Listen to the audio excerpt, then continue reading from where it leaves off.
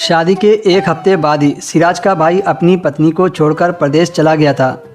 लेकिन रोज़ भाभी गीले बालों के साथ कमरे से निकलती तो मैं हैरान रह जाता था, क्योंकि मेरा भाई प्रदेश में था। और फिर एक रात मैंने देखा कि भाभी चोरी छिपे किचन से खीरा लेकर कमरे में गई थी और कमरे में जाते ही अंदर से कुंडी लगा ली।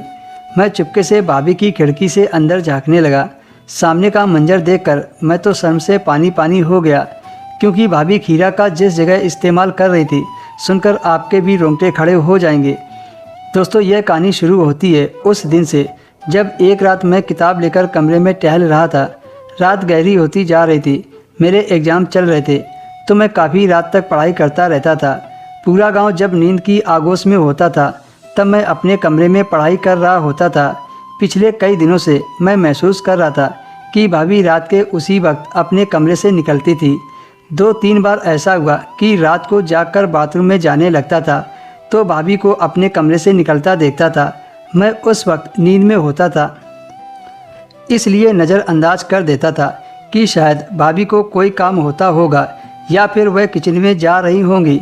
लेकिन पिछले 2 दिनों से मैं देर रात तक पढ़कर एग्ज़ाम की तैयारी कर रहा था। आधी रात के बाद भाभी अपने कमरे से निकलती थी।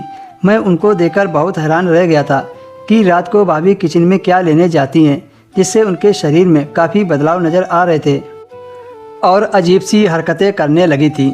दिन में भी वह थोड़ी देर के लिए अपने कमरे में जाकर बंद हो जाती थी और जब बाहर निकलती तो पसीना से नहाए हुए होती थी, बाल भी बिखरे होते थे। बाकी घर वालों ने भाभी पर इतना ध्यान नहीं दिया था। भाभी घर का पूरा काम करती थी, जबकि मैं तो भाभी का दीवाना था। इतनी भोली सूरत थी। भाभी मेरा बहुत ख्याल रखती थी।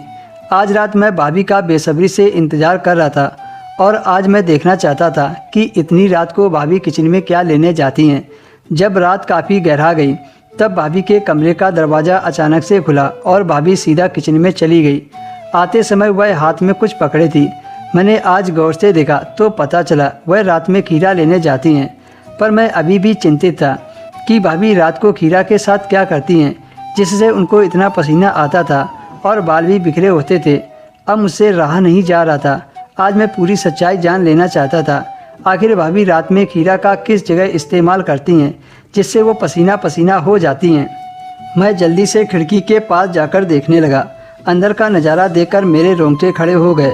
भाभी खीरा को ज़बरदस्ती खा रही थी और इतना बुरा मुंह बना रही थी। शायद उनको खीरा अच्छा नहीं लगता था, मगर फिर भी वह ज़बरदस्ती खा रही थी, जिसकी वजह से उनको काफ़ी पसीना आ रहा था और बाल भी बिखर जा रहे थे।